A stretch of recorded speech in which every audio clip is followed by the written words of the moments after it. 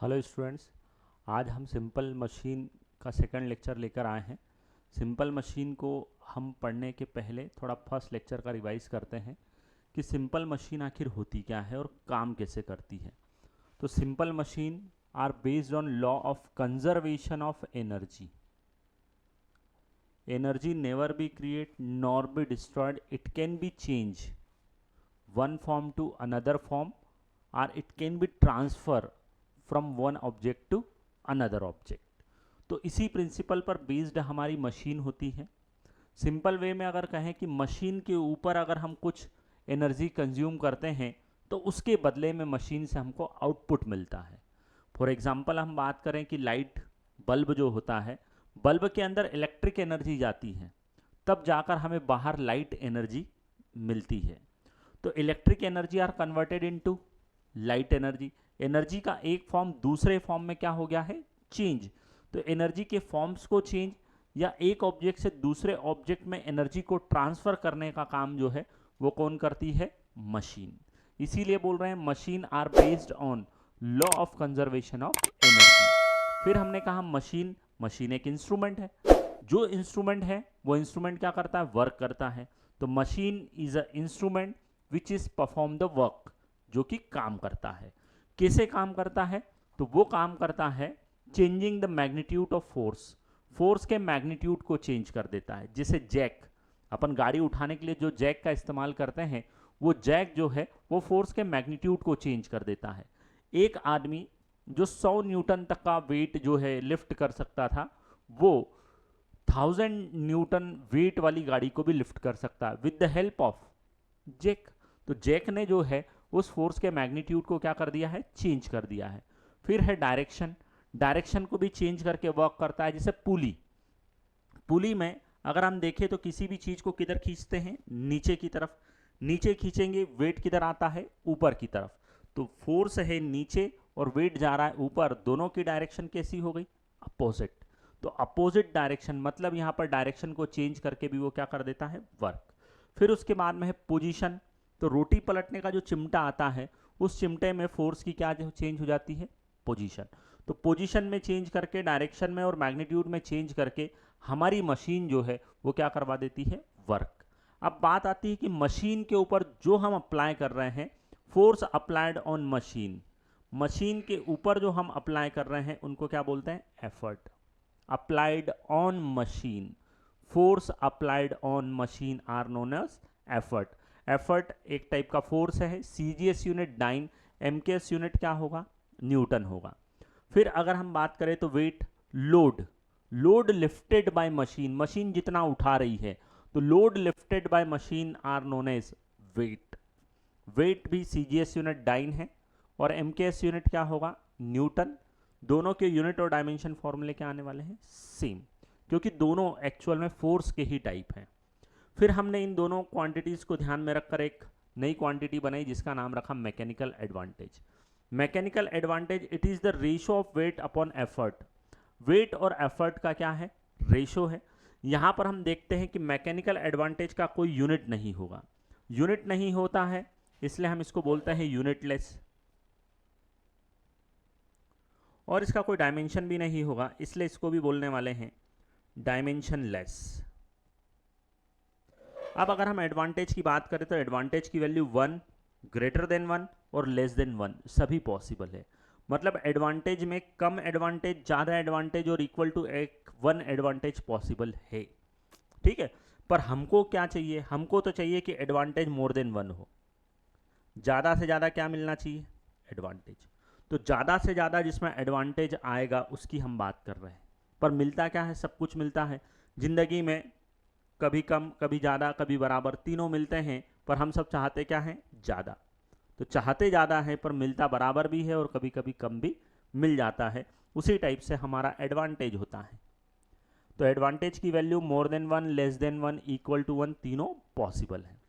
फिर थोड़ा सा आगे बढ़ाते हैं। हमारे पास में एक नई क्वांटिटी के बारे में जानकारी लेना थी जिसका नाम था वेलोसिटी रेशो। पर वेलोसिटी रेशो को पढ़ने के पहले मुझे जो है दो इंपॉर्टेंट पॉइंट्स पढ़ना था। एक पॉइंट था वेट पॉइंट, जिसको हम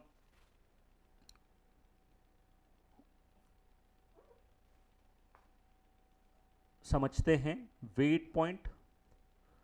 बच्चों जहां से लोड को लिफ्ट किया जाएगा, load lifted, a point where load is lifted, जहां से लोड को लिफ्ट किया जाएगा उस पॉइंट को हम क्या बोलने वाले हैं, वेट पॉइंट। जहां पर हम एफर्ट लगाएंगे, जहां पर फोर्स अप्लाई होने वाला है, उस पॉइंट को हम बोलते हैं एफर्ट पॉइंट। फॉर एग्जाम्पल हम समझने के लिए एक रॉड ले लेते हैं, ये वाली रॉड है, ब्लैक कलर से बना कर रखी है।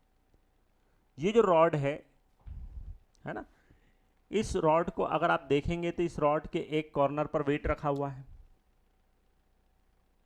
ये हमारी रॉड हो गई, और इस रॉड के एक कॉर्नर पर हमने वेट रखा हुआ है, रख दिया है। दूसरा कॉर्नर जो है जहां पर हम एफर्ट लगाने वाले हैं, और बीच में एक इस तरह का स्ट्रक्चर है जिस स्ट्रक्चर के अराउंड जो है हमारी रॉड रोटेट हो सकती है। जैसे ये वाला पॉइंट है रॉड का, देखो ये वाला, तो जिस पॉइंट के अगेंस्ट रोटेट हो रही है, तो ये वाला पॉइंट है ना, ये वाला जहां पर मेरी उंगलियां हैं, ये जहां पर पेन टिका हुआ है, ये देख सकते हैं आप। तो जहां पर पेन टिका हुआ है वो वाला पॉइंट कौन सा हो गया है, फलक्रम हो गया है, और इसी पॉइंट के अगेंस्ट उसका क्या हो सकता है, रोटेशन। तो ये वाला पॉइंट, ये वाला पॉइंट फलक्रम, जिसके अगेंस्ट क्या हो सकता है, रोटेशन। उधर की तरफ हम क्या रखने वाले हैं, वेट। इधर की तरफ हम क्या अप्लाई करेंगे, एफर्ट। तो जैसे ही हम एफर्ट अप्लाई कर रहे हैं, तो जिस पॉइंट पर हम एफर्ट अप्लाई करेंगे, ये वाला पॉइंट है जहां पर एफर्ट अप्लाई होगा, तो जिस पॉइंट पर एफर्ट अप्लाई होगा उसका नाम क्या रखा है, एफर्ट पॉइंट। यहां पर लोड है, जिधर ब्लैक कलर कैप है, ढक्कन है, उधर वाले हिस्से को हम लोड मान लेते हैं। तो लोड जहां से लिफ्ट होगा उस वाले पॉइंट को हम बोलने वाले हैं वेट पॉइंट। तो हमारे पास में दो पॉइंट हो गए हैं, एक एफर्ट पॉइंट और दूसरा हो गया है वेट पॉइंट। एफर्ट पॉइंट और वेट पॉइंट को क्लियर करने के बाद में जैसे ही मैं यहां पर फोर्स अप्लाई करता हूं, तो जैसे ही मैं फोर्स अप्लाई करूंगा तो आप देखिए वेट पॉइंट जो है वो वेट पॉइंट अपनी पोजीशन को चेंज कर रहा है, एफर्ट पॉइंट ने भी अपनी पोजीशन को क्या किया हुआ है, चेंज किया हुआ है। तो एफर्ट पॉइंट ने भी अपनी पोजीशन को चेंज किया है, और एफर्ट के अलावा वेट को भी देखें तो वेट ने भी अपनी पोजीशन को क्या किया हुआ है, चेंज। तो एफर्ट पॉइंट और वेट पॉइंट जब अपनी पोजीशन को चेंज करते हैं तो हम बोलते हैं distance travelled by effort point. जब डिस्टेंस कौन ट्रेवल कर रहा है, एफर्ट पॉइंट ट्रेवल कर रहा है, तो ऑब्वियसली वेट पॉइंट भी ट्रेवल करेगा। तो distance travelled by weight point किससे डिनोट कर दिया, y से, और distance travelled by effort point किससे ट्रेवल, उसको किससे डिनोट कर दिया, x से। और इन दोनों का रेशो ही हमारे पास में एक नया रेशो बनकर आता है जिसको हम बोलते हैं ratio of velocity. Ratio of velocity को शॉर्ट में वी करके लिखा हुआ है, V ratio of velocity. Ratio of velocity is equal to X upon Y. ये क्वांटिटी भी यूनिटलेस है, मतलब इसका कोई यूनिट नहीं होगा, इसका भी कोई डायमेंशन होने वाला नहीं है, तो यूनिटलेस और डायमेंशनलेस क्वांटिटीज है। Velocity ratio is equal to X upon Y, जिसको हम बोल सकते हैं distance travelled by effort point upon distance travelled by weight point. Distance जहां पर वर्ड यूज हो रहा है वहां पर डिस्प्लेसमेंट भी लिख सकते हैं, displacement of effort point divided by displacement of weight point. This is the ratio are equal to velocity ratio. अगर हम आगे बढ़े इन दोनों क्वांटिटीज के बाद में, तो हमारे पास में अगली क्वांटिटी जो है उसका नाम है मैकेनिकल एडवांटेज, सॉरी इफिशिएंसी। तो मैकेनिकल इफिशिएंसी को हमने ईटा से शो करके रखा है। ईटा इज इक्वल टू होता है output upon input into 100। Eta is equal to output upon input into 100। Output मतलब जो मशीन से हमको मिलेगा उसको हम क्या बोलने वाले हैं, आउटपुट। मशीन पर जो हम करेंगे है ना, उसको हम क्या बोलने वाले हैं, इनपुट। तो आउटपुट को हम दूसरी लैंग्वेज में अगर शो करना चाहे तो क्या लिखते हैं, work done by machine. Machine जो काम करती है उसको हम बोलते हैं आउटपुट, और हम जो काम करते हैं, हम किस पर काम करते हैं, मशीन पर, तो work done on machine. Machine पर जो काम करते हैं उसको हम ईटा से शो करते हैं, और ये जो ईटा है इसी को इफिशिएंसी बोला है, ठीक है। तो work done on machine means input है, वर्क डन बाय मशीन इसका मीनिंग आउटपुट है, और इन दोनों का रेशो ही क्या है हमारे लिए, इफिशिएंसी। अब अगर हम बात करें तो इफिशिएंसी ईटा की वैल्यू ऑलवेज लेस देन 1 और लेस देन 100% होती है। किसी भी मशीन की इफ़िशेंसी 100% है ही नहीं। हर मशीन की इफ़िशेंसी 1 से या 100 से कम ही आने वाली है। ठीक है।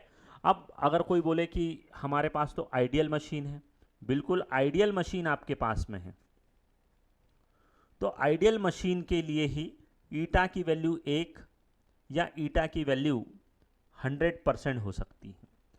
तो ईटा की वैल्यू 1 या 100% किसके लिए होगी? तो वो मशीन कौन सी होगी? Ideal machine. और आइडियल मशीन की खास बात क्या है? अगर हम बात करें तो आइडियल मशीन के लिए आउटपुट की वैल्यू इनपुट की वैल्यू के इक्वल होती है। When the output is equal to input, input और आउटपुट दोनों इक्वल होते हैं, उस कंडीशन में मशीन जो है आपकी आइडियल है। ईटा की वैल्यू 1 या 100% होती है। ये इंपॉर्टेंट बात दिमाग में रखना है। फिर अगर हम बात करें ideal machine eta is equal to 1 है ना, और ये 100%, तो कोई भी मशीन आइडियल तो है ही नहीं। अब आइडियल नहीं है तो फिर आइडियल नहीं है तो उसकी इफिशिएंसी 1 से कम ही आने वाली, और 1 से कम आने वाली है, इसका मीनिंग क्या है कि हमको आउटपुट कम मिलेगा जबकि इनपुट ज़्यादा रहेगा। तो जनरली अगर हम देखें तो इनपुट ग्रेटर देन आउटपुट, लगाना ज़्यादा है मिलना कम है। इफिशिएंसी ग्रेटर देन 1 पॉसिबल ही नहीं है। इफिशिएंसी ग्रेटर देन 1 पॉसिबल ही नहीं है। एडवांटेज अलग चीज़ है, एडवांटेज ग्रेटर देन 1 पॉसिबल है, पर efficiency are not greater than 1। Efficiency कभी भी 1 से ज़्यादा होने वाली नहीं है। तो अल्टीमेटली अगर देखें तो अभी तक हमने 3 बातें पढ़ी है। एक हमने पढ़ा है मैकेनिकल एडवांटेज, दूसरा पढ़ा है वेलोसिटी रेशो, और थर्ड जो पढ़कर रखा है उसका नाम है मैकेनिकल इफिशिएंसी। तो 3 क्वांटिटियां हमने पढ़ ली है। इफिशिएंसी के बारे में भी बात करते हैं। इसका भी कोई यूनिट नहीं है तो यूनिट लेस है। इसका भी कोई डायमेंशन नहीं है तो डायमेंशन लेस है। तो unit less dimension less quantity है, और unit less dimension less quantity कौन सी है? तो मैकेनिकल इफिशिएंसी, मैकेनिकल एडवांटेज और वेलोसिटी रेशो, ये तीनों क्वांटिटियों का यूनिट नहीं है और कोई भी डायमेंशंस अवेलेबल नहीं है। अब अगला जो प्रोग्राम है, हम इन तीनों के बीच में रिलेशंस देखना चाहेंगे। इन तीनों क्वांटिटीज़ के बीच में क्या चाहते हैं? रिलेशंस। तो मैकेनिकल एडवांटेज, वेलोसिटी रेशो और इफिशिएंसी, इन तीनों के बीच में रेशो या इन तीनों के बीच में रिलेशन जो है वो बहुत इंपॉर्टेंट है एग्जाम पॉइंट ऑफ व्यू से। सिंपल मशीन से रिलेटेड हमने जो है 3 क्वांटिटियों के बारे में पढ़ा है। पहली वाली क्वांटिटी जो है उसका नाम हमने रखा था मैकेनिकल एडवांटेज।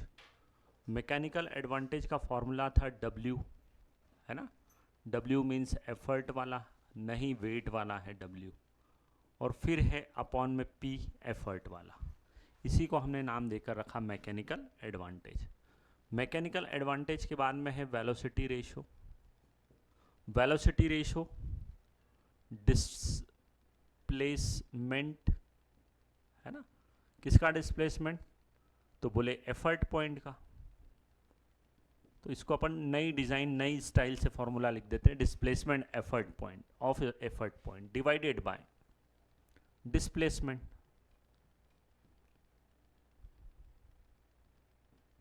किसका है? वेट पॉइंट का। और फिर हमने तीसरा वाला एक और देखा था, मैकेनिकल इफिशिएंसी उसको बोलते हैं। इफिशिएंसी को हमने डिनोट किया था ईटा से, और ईटा का फॉर्मूला देखा था आउटपुट अपॉन में इनपुट इनटू में 100। आउटपुट अपॉन इनपुट इनटू में 100, ये हमारा जो था वो इफिशिएंसी का फॉर्मूला था। इसी को हमने एक और तरीके से लिखा था, work done by machine divided by work done on machine into 100। ये इफिशिएंसी का एक और फॉर्मूला है। बोर्ड पर ये जो फॉर्मूले लिखे हैं ये बहुत इंपॉर्टेंट फार्मूले हैं एग्ज़ाम पॉइंट ऑफ व्यू से। इनके एग्ज़ाम में इनके ऊपर न्यूमेरिकल और ये फार्मूले पूछे जाने की पॉसिबिलिटीज़ बहुत ज़्यादा है। अब मेरे पास में जो तीन क्वांटिटी आई हैं, इन तीनों क्वांटिटियों के बीच में रिलेशन भी होता है। तो रिलेशन शो करने के लिए हमारे पास में है एक formula, relation between mechanical advantage, velocity ratio and mechanical efficiency, जिसको हम किससे डिनोट कर रहे हैं, ईटा से। ये होगा, इनमें हमको चाहिए रिलेशन। तो ईटा इज इक्वल टू, हमारे पास में नया रिलेशन है, eta is equal to advantage ऊपर, advantage upon velocity ratio into में 100, ये भी एक फॉर्मूला है। ये इन तीनों के बीच में रिलेशन शो करने वाला फॉर्मूला है। यहाँ से आप तीन अलग अलग टाइप के फॉर्मूले बना सकते हैं। फॉर एग्जांपल अगर आप देखें तो आप बना सकते हैं वेलोसिटी रेशियो का, है ना। तो वेलोसिटी रेशियो का कैसा बनेगा वो आप देख लीजिएगा। यहाँ पर वेलोसिटी रेशियो इधर ले जाते हैं। Velocity ratio is equal to M A upon efficiency into 100, ये हो गया एक। दूसरा अगर और बनाना हो हमें तो हम बना सकते हैं eta into velocity ratio is equal to mechanical advantage into 100, ये वाला भी बना सकते हैं। तो ये इसी से ओरिजिनेटेड हमारे पास दो फॉर्मूले हैं, आप तो इसे याद रखें। पहली क्वांटिटी एडवांटेज, एडवांटेज का अपॉन में रेशियो, इनटू में 100 कर दो और इक्वल टू लिख देंगे तो क्या आ जाएगी, इफिशियंसी। इसी को थोड़ा सा आगे हम कन्वर्ट करते हैं तो ईटा इज इक्वल टू हो जाता है mechanical advantage W by P divided by velocity ratio. Velocity ratio को हमने लिखा था डिस्टेंस या डिस्प्लेसमेंट लिख देते हैं, डिस्प्लेसमेंट, और डिस्प्लेसमेंट ऑफ एफर्ट पॉइंट। और दूसरा अगर हम देखें तो इसी के अपॉन में आया हुआ है, वो क्या आया हुआ है, डिस्प्लेसमेंट फिर से है, और डिस्प्लेसमेंट में भी वेट पॉइंट। अब अगर इसको थोड़ा सा रिजॉल्व करें तो हमारे पास में ईटा इज इक्वल टू होता है W अपॉन में P इंटू, ये वाली क्वांटिटी ऊपर चली गई, डिस्प्लेसमेंट ऑफ वेट पॉइंट, और ये अपॉन में आ गया है displacement of effort point.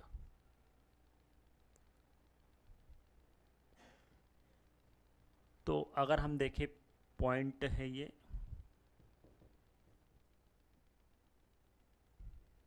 Point,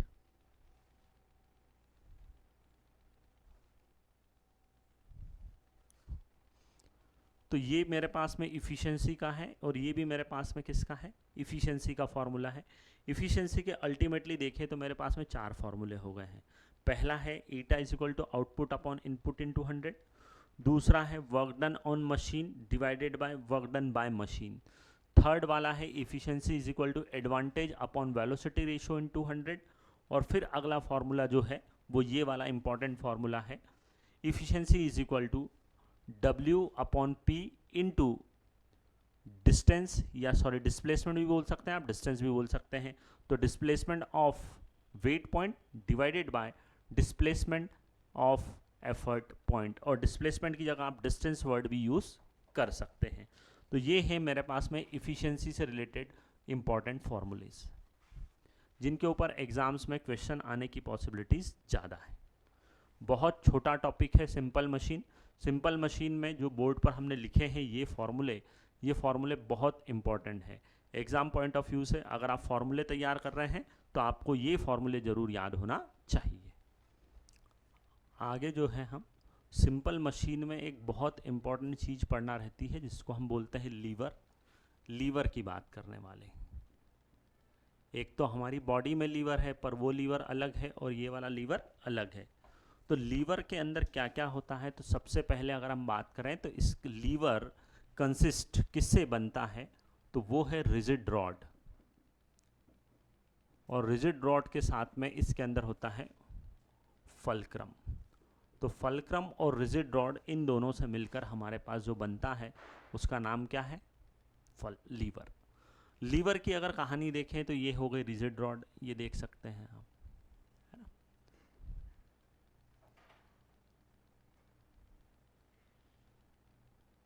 ये रिजिड रॉड है। ये जो रिजिड रॉड आपको दिख रही है, ये रिजिड रॉड किसी एक पॉइंट के अगेंस्ट रोटेट हो सकती है। तो जिस पॉइंट के अगेंस्ट रोटेट हो सकती है उस पॉइंट को हमने नाम देकर रखा है फल्क्रम। तो ये जो है ट्रायंगल शेप हमने बनाकर रखा है, तो यही हमारा क्या हो गया, फल्क्रम। और इस तरह से ये जो स्ट्रक्चर आपको दिख रहा है, इसी स्ट्रक्चर का नाम क्या है, लीवर। तो लीवर के अंदर कितनी चीज़ें होती हैं, दो ही चीज़ें होती हैं, एक होता है रिजिड रॉड और दूसरा कौन होता है, फल्क्रम। अब इस लीवर की वर्किंग देखते हैं, वर्किंग ऑफ लीवर। तो working of lever and advantage.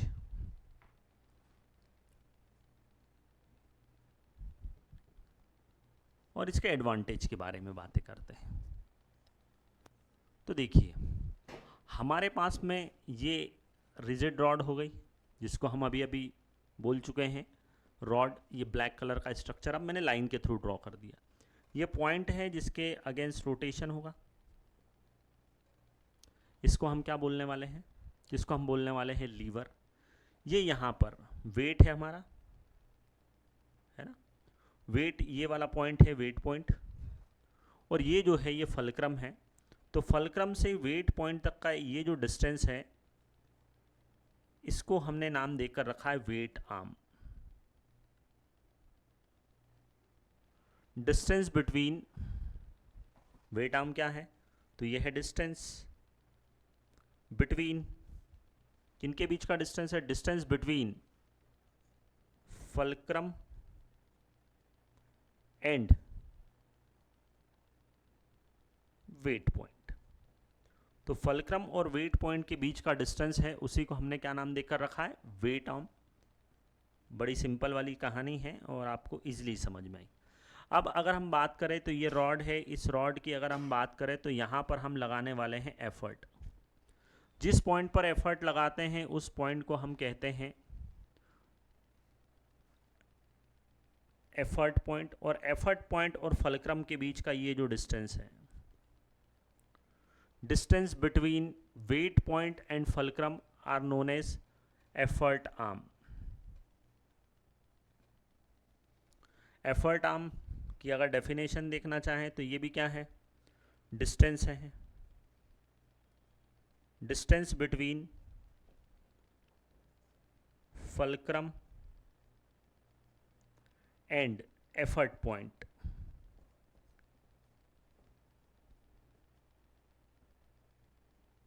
इन दोनों के बीच का ये जो है, ये कौन होने वाला है, डिस्टेंस। तो एफर्ट आर्म और वेट आर्म दोनों एक टाइप की क्या हो गई है, डिस्टेंस। तो हमारे पास में दो नई टर्मिनोलॉजीज आई है। एक टर्मिनोलॉजी जिसको हम क्या बोल रहे हैं, एफर्ट आर्म, और दूसरी वाली टर्मिनोलॉजी है जिसको हमने क्या नाम दिया है, वेट आर्म। और दोनों का मेजरमेंट जहाँ से होने वाला है उस पॉइंट का नाम क्या है, फल्क्रम। मतलब हम बोल सकते हैं कि distance are measured from fulcrum. Fulcrum से वेट पॉइंट तक जा रहे हैं, एफर्ट पॉइंट तक जा रहे हैं, तो ये वेट पॉइंट तक गए और ये गए हैं एफर्ट पॉइंट तक। तो एफर्ट पॉइंट तक जाते हैं तो एफर्ट आर्म बनती है, वेट पॉइंट तक जाते हैं तो वेट आर्म बन जाती है। तो अब अगर हम देखें हमारे पास में, तो वर्किंग और एडवांटेज की कहानी जो हमारी चल रही है, तो हम देखते हैं कि लॉ ऑफ इक्विलिब्रियम या इक्विलिब्रियम कंडीशन है।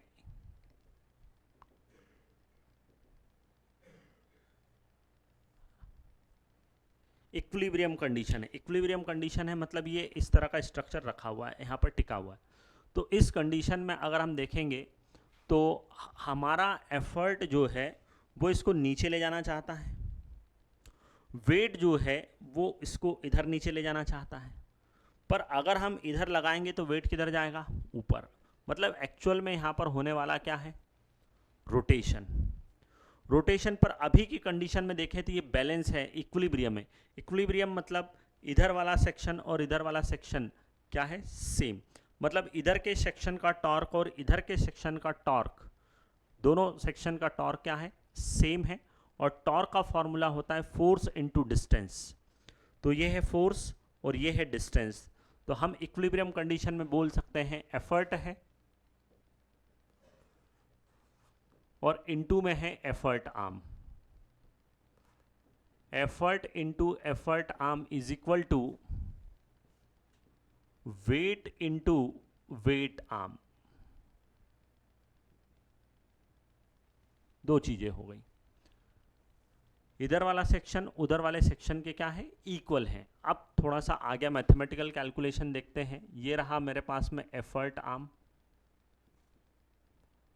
और ये अपॉन में आ गया है वेट आर्म। तो effort arm upon weight arm is equal to, ये है वेट और ये अपॉन में आ गया है इधर की तरफ एफर्ट। तो वेट अपॉन एफर्ट को अगर हम डिनोट करें तो अभी अभी हमने सीखा है weight upon effort is equal to mechanical advantage. तो mechanical advantage is equal to W upon P is equal to effort arm divided by weight arm. तो मेरे पास में मैकेनिकल एडवांटेज का एक और फॉर्मूला आया है। Mechanical advantage is equal to W upon P weight upon effort तो हम पढ़ते ही थे, पर साथ में अब आया है effort arm upon weight arm. Effort arm upon weight arm, ये ध्यान देना है। यहाँ पर वेट है, यहाँ पर एफर्ट है, पर एफर्ट इधर आ जाता है आर्म के साथ। तो effort arm upon weight arm, this is the formula of mechanical advantage. यहाँ पर अगर हम बात करें तो फिर हमारे पास में वही कंडीशन है, effort arm is greater than weight arm. दोनों में बड़ा कौन है, तो एफर्ट आर्म वाली वैल्यू बड़ी है। तो इसका मीनिंग है कि इस कंडीशन में एडवांटेज की वैल्यू ग्रेटर देन 1 होगी। अगर दोनों इक्वल हो, effort arm is equal to weight arm, अगर ये दोनों चीजें इक्वल होती है तो mechanical advantage is equal to क्या होता है, 1। तीसरा, effort arm is less than weight arm. तो उस कंडीशन में अगर हम देखेंगे तो एडवांटेज की वैल्यू कितनी होती है, तो वो होती है लेस देन 1। तो हम बोल रहे हैं कि एडवांटेज की value greater than 1, less than 1 और इक्वल टू 1 तीनों पॉसिबल हैं। किसकी वैल्यू, एडवांटेज की। पर फिर बता रहा हूँ इफिशिएंसी की वैल्यू कभी भी ग्रेटर देन 1 पॉसिबल नहीं होगी। इक्वल टू 1 होगी, पर वो कौन सी मशीन के लिए, आइडियल मशीन के लिए। बाकी सभी मशीनों के लिए इफिशिएंसी की वैल्यू हमेशा लेस देन 1 आने वाली है। तो हमारे लिए लीवर से रिलेटेड एक बहुत इंपॉर्टेंट फॉर्मूला आता है, वो है mechanical advantage W upon P is equal to effort arm divided by weight arm. ये बहुत इंपॉर्टेंट फॉर्मूला है, ठीक है। तो ये सिंपल मशीन से रिलेटेड हमने एक क्वांटिटी, एक इंस्ट्रूमेंट पढ़ा जिसका नाम क्या है, लीवर। लीवर की अलग अलग क्लासेस होती हैं, first class lever, second class lever और थर्ड क्लास लीवर, और इनके एग्जाम्पल्स भी हमसे पूछे जाते हैं। तो एग्जाम्पल्स के साथ में हम क्लासिफिकेशन ऑफ लीवर पढ़ने वाले हैं।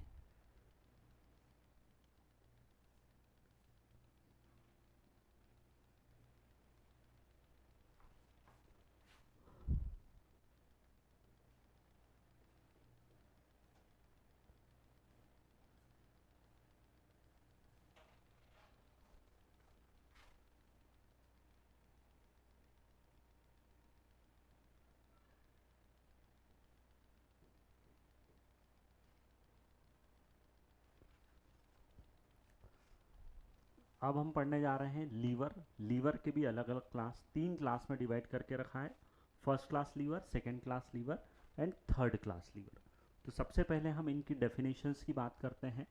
डेफिनेशंस के साथ साथ इसको याद रखने का तरीका है। याद रखने का तरीका है हमारे पास में, मैं बता देता हूँ आपको। ये है डेल्टा, डेल्टा मीन्स फलक्रम, फिर है वेट और फिर है एफर्ट। डेल्टा डब्ल्यू पी करके आप याद रख सकते हैं। तो फर्स्ट क्लास में हम बोलते हैं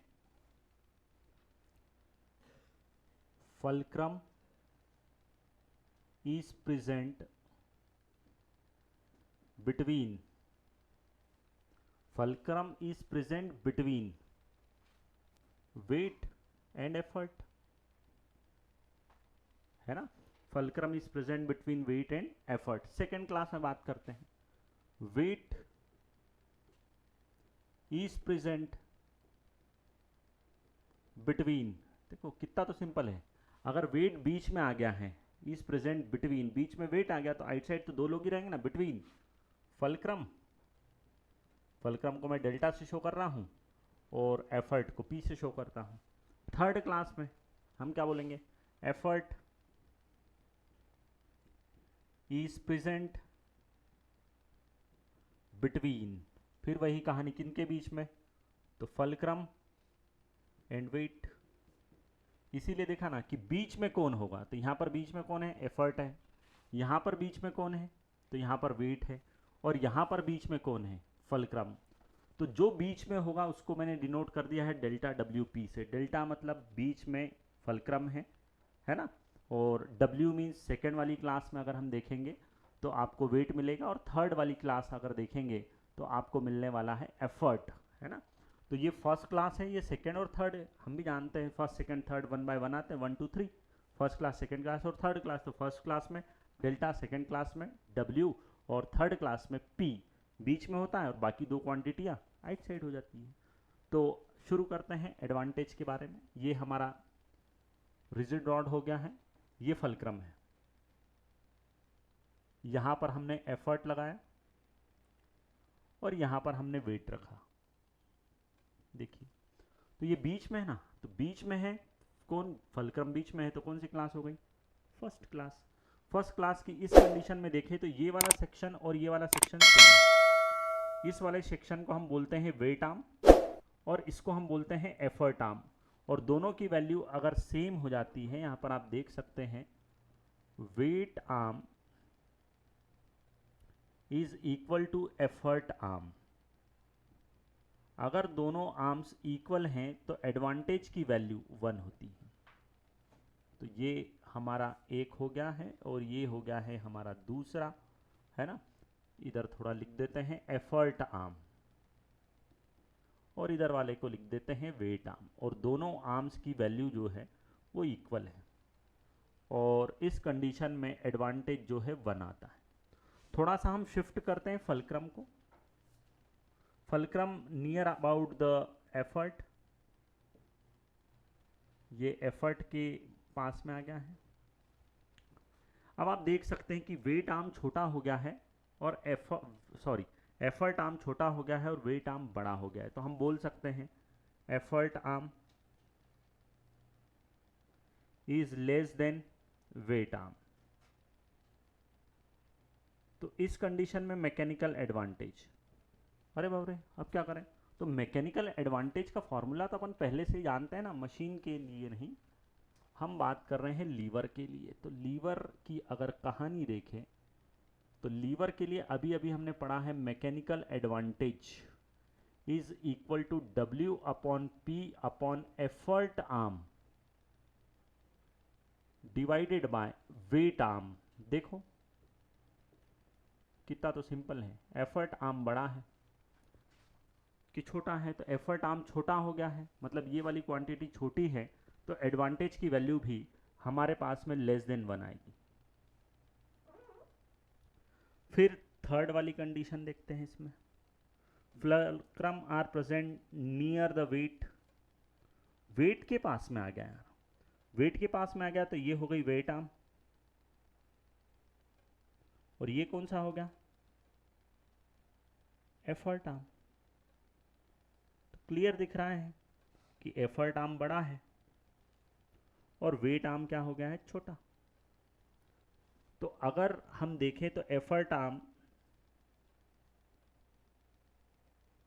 is greater than weight arm. बड़ा कौन है? एफर्ट आर्म है। किससे बड़ा है? वेट आर्म से। तो इस कंडीशन में एडवांटेज की वैल्यू ग्रेटर देन 1 है।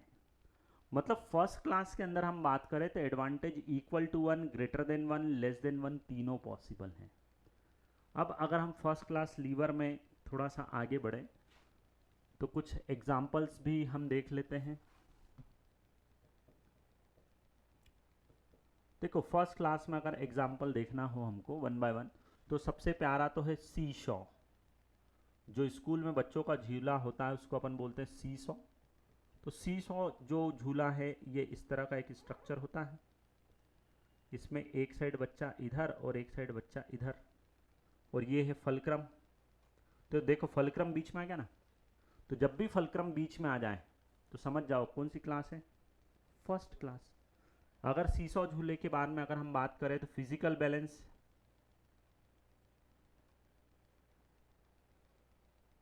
जो हमारी तराजू होती है, ये फलक्रम, ये दो ऐसे लटके रहते हैं। देखो फलक्रम बीच में, फिजिकल बैलेंस इसका एग्जाम्पल होगा। फिर अगर हम बात करें तो नेल रिमूवल, जो कील निकालने वाला आता है। एक इस तरह का स्ट्रक्चर आपने देखा होगा जो कील निकालने का काम करता है। तो यहाँ पर जो है रोटेशन होता है, ये फलक्रम है। यहाँ पर हम एफर्ट लगाते हैं और यहाँ पर वो नेल रहती, कील रहती जो निकलती है, तो इसको वेट बोलते हैं। देखो फिर से बीच में कौन आ गया? फलक्रम। जब भी फलक्रम बीच में होगा तो आप उसको किस क्लास में रखेंगे? फर्स्ट क्लास में। सेकेंड क्लास की तरफ बढ़ते हैं, बड़ा सिंपल है। सेकेंड क्लास में जो है वह weight is present between fulcrum and effort. बीच में कौन आ जाएगा? वेट आ जाएगा। समझते हैं, देखिए ये हमारी रिजिड रॉड, इस रिजिड रॉड के बीच में बीचों बीच यहाँ पर हमने वेट रख दिया है। ये यहाँ पर लगा दिया फलक्रम और यहाँ पर लगाएंगे एफर्ट। देख लीजिए ये वाली, ये वेट आर्म है और देखिए, और ये है एफर्ट, तो ये हो गई एफर्ट आर्म। आपको क्लियर विजिबल है यहाँ पर कौन सी आर्म बड़ी है? Effort arm. तो एफर्ट आर्म अगर बड़ा होगा तो एडवांटेज, आपको ध्यान देना है कि advantage, mechanical advantage is greater than 1 मिलने वाला है। एक से ज़्यादा एडवांटेज आएगा यहाँ पर।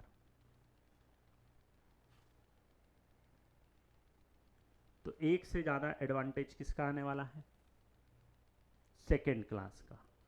कम तो होता ही नहीं है, इसमें ऑलवेज ग्रेटर देन 1 ही आता है। एग्जाम्पल्स की बात करें तो नट कटर, सुपारी काटने वाला, सरोता बोलते हैं उसको।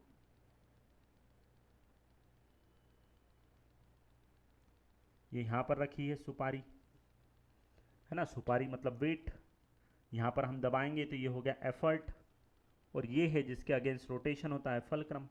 तो वेट बीच में आएंगे ना, जब भी वेट बीच में आएगा तो कौन सी क्लास आएगी? Second class. इसी तरह से वो नींबू का जूस, रस निकालने वाला आता है।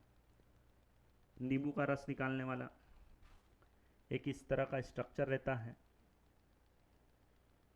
ये यहाँ पर लगा रहता है।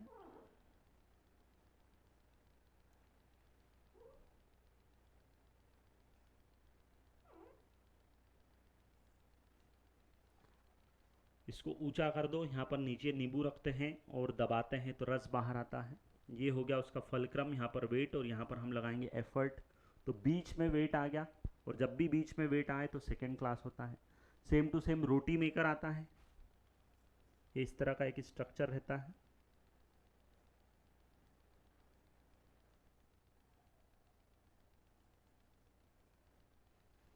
यहाँ पर हम आटे की लोई रख देते हैं, ये फलक्रम है, और यहाँ पर हम दबाते हैं, ये इसके ऊपर टिक जाता है और उसको चपटा कर देता है। तो बीच में एफर्ट होता है, बीच में सॉरी वेट होता है। तो उसको हम क्या बोलने वाले हैं? जब भी बीच में वेट होगा तो वो कौन सी क्लास आएगी? Second class. फिर अगर हम देखें तो व्हील बैरो होता है,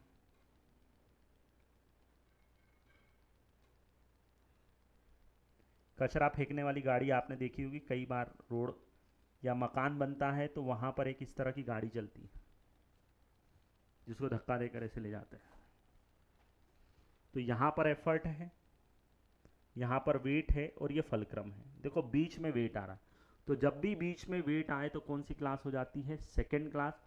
और सेकेंड क्लास में अगर हम बात करें तो 100% एडवांटेज जो मिलेगा वो मिलेगा ग्रेटर देन 1, ग्रेटर देन 1। ठीक, थर्ड क्लास पर चलते हैं। थर्ड क्लास लीवर में एफर्ट इज प्रेजेंट, तो एफर्ट इज प्रेजेंट बिटवीन, बीच में है ना, कौन बीच में आ गया? एफर्ट बीच में आ गया, तो उसको हम क्या बोलेंगे? Third class. अब अगर थर्ड क्लास का डायग्राम देखें तो ये कुछ इस तरह से, ये रिजिड रॉड है, रिजिड रॉड में ये लग गया एफर्ट है ना, ये हो गया हमारा फलक्रम और ये हो गया है वेट। अब ये देखिए, ये एफर्ट आर्म है और ये वाली है वेट आर्म।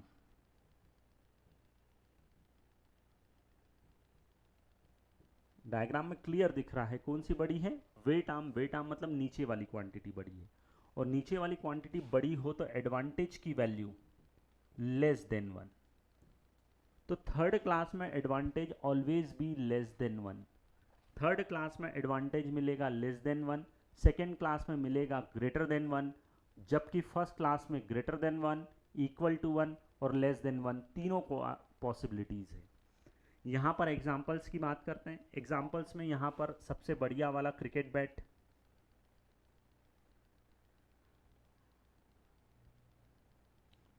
तो क्रिकेट का बैट जो है ये यहाँ पर खिलाड़ी बैट पकड़ता है, एफर्ट लगाता है, यहाँ पर बॉल, वेट, और ये इस पॉइंट के अगेंस्ट रोटेट होता है, तो इसको हम बोलते हैं फलक्रम।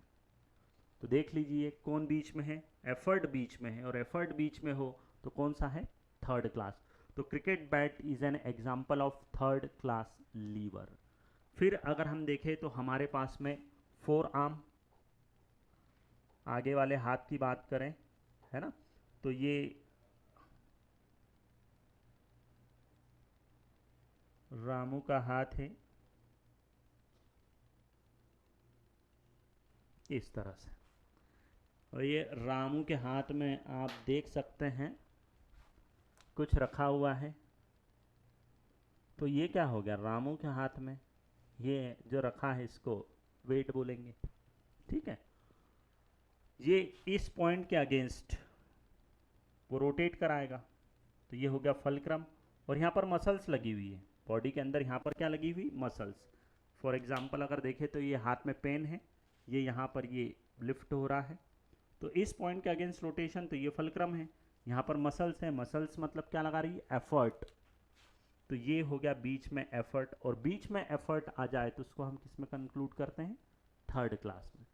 सेम टू सेम वही रोटी पलटने वाला चिमटा होता है, इस तरह का स्ट्रक्चर। तो ये जो स्ट्रक्चर हमको रोटी पलटने के काम में आता है, इसकी अगर हम बात करें तो ये वाला जो है इसको हम बोलने वाले हैं फलक्रम। यहाँ पर सॉरी, यहीं पर तो वो रोटेट होता है, यहाँ पर हम लगाएंगे, यहाँ पर दबा रहे हैं ना, तो यहाँ पर एफर्ट है इस जगह पर, और यहीं पर वो रोटी पकड़ेंगे, तो रोटी मतलब वेट। तो फिर से बीच में कौन आ गया? और एफर्ट अगर बीच में हो तो उसको क्या पढ़ते हैं? Third class. और ये तीनों जो एग्जाम्पल हमने देखे हैं ये किसके अंदर इंक्लूड होने वाले हैं? थर्ड क्लास के अंदर। तो कोई सा भी एग्जाम्पल हमारे पास में आए तो कौन सी क्लास का होगा, ये बात हम बहुत ईजिली समझ सकते हैं।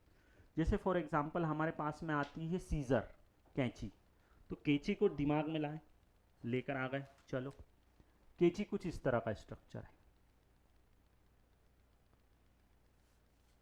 हाँ, यहाँ पर क्या लगेगा? तो बोले यहाँ पर तो एफर्ट है।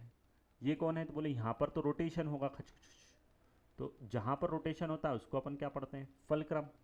और ये वाला जो रीजन है इसको हम क्या बोलने वाले हैं? इसकी अगर हम बात करें तो यहाँ पर कपड़े काटेंगे, जो भी काटना हो वो, तो यहाँ पर वेट हो गया, तो बीच में कौन आ गया? फलक्रम। तो फलक्रम अगर बीच में आ जाता है तो उसको हम किस में रखते हैं? फर्स्ट क्लास में। तो scissor is an example of first class. Plier आप जानते ही हो, प्लायर भी किसका एग्जाम्पल होगा? फर्स्ट क्लास का। दरवाजे की बात करते हैं, है ना, दरवाज़ा खोलने की, तो आपने देखा होगा दरवाज़ा जो रहता है इस तरह का स्ट्रक्चर है, ये दीवार है, यहाँ दीवार में लगा हुआ है, ये जो है यहाँ पर हैंडल लगा हुआ है। तो हम यहाँ पर क्या लगाएंगे, तो यहाँ पर एफर्ट है, यहाँ पर कौन है, वेट है, और इस पॉइंट के अगेंस्ट उसका रोटेशन है, तो ये फलक्रम है। दरवाजे का वेट उसके बीच में ही तो रहेगा, तो वेट बीच में आ गया, तो वेट बीच में आ जाए तो फिर कौन सा रहता है, सेकेंड क्लास। तो दरवाजा किसका एग्जाम्पल हो गया, सेकेंड क्लास का। तो आपसे अगर कोई एग्जाम्पल देकर पूछता है तो आपको कुछ भी नहीं, बस उसके बारे में थोड़ा सा इमेजिन करना है, और इमेजिन करके आपको देखना है कि बीच में क्या है, और बीच में जो निकल आता है उसके बेसिस पर हम बोल सकते हैं कि बीच मतलब बिटवीन, अगर फलक्रम होता है तो फर्स्ट क्लास, वेट होता है तो सेकेंड क्लास, और एफर्ट होता है तो थर्ड क्लास। फिर हमने कहा कि थर्ड क्लास में advantage always less than one, second class में advantage always greater than one, जबकि बाकी क्लासेस की अगर हम बात करें, फर्स्ट क्लास जिसमें हम बात कर रहे हैं, तो बाकी क्लास फर्स्ट है, फर्स्ट में greater than one, less than one और इक्वल टू वन, तीनों चीज़ें पॉसिबल है। तो ये था हमारा लीवर और लीवर का क्लासिफिकेशन।